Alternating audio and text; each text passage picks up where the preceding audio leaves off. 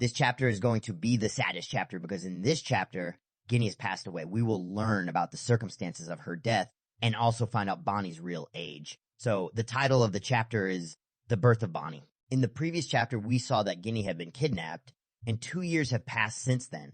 Due to Guinea's absence, Kuma has undergone a significant transformation. He was once calm and sweet, but now he has become serious and angry. Although the Revolutionary Army has expanded, Kuma often goes alone into battles. Kuma, who used to be carefree, has become more reckless. The Revolutionary Army needed help in the South Blue Kingdom, so Kuma went there alone to fight. Guinea's kidnapping had a severe impact on Kuma, and everyone wanted to know who kidnapped Guinea. It turns out that Guinea was kidnapped by a celestial dragon because of her beauty. The celestial dragon forced her to become his wife. However, the question arises whether the dragon tried to save Guinea, considering that the dragon is the father of Luffy and the son of Garp, who went alone to save Kabi from the Blackbeard pirates. It is expected that the dragon would try to save Guinea. The narrative takes an unexpected turn when Kuma receives a sudden call from Guinea.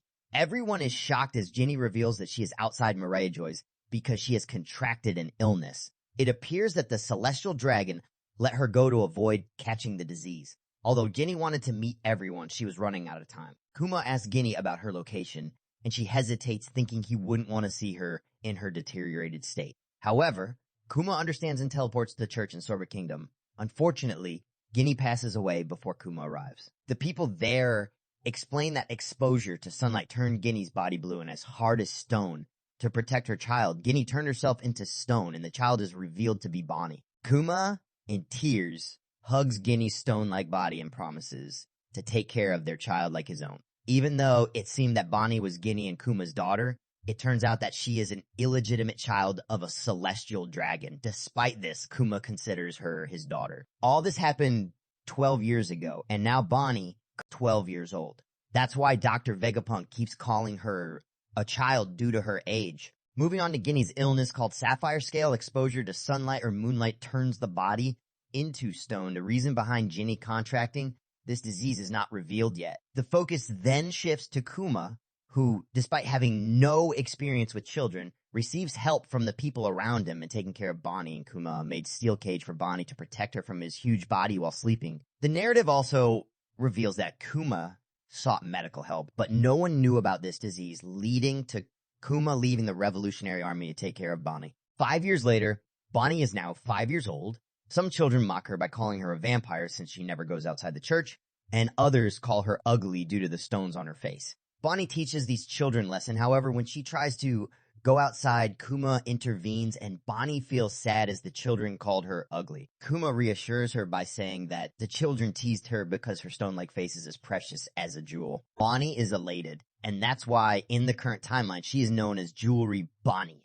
Kuma asks her where she would like to go, and she picks a book and said Sky Island, which is close to the sun, hoping to see sun god Nika. Kuma has always talked about this with Bonnie, and the book she picks up is the same book Kuma always keeps. Perhaps there is a mystery hidden in that book. Kuma promises to take her to Sky Island on her 20th birthday and Fishman Island on her 19th birthday. The narrative then shifts to Kuma consulting a doctor about Bonnie's illness. The doctor explains that there is no cure, and even if Bonnie is kept away from sunlight and moonlight, she will only survive for a maximum of 5 more years, meaning she will pass away at the age of 10. Bonnie misunderstands and thinks she will be fine by the time she turns 10.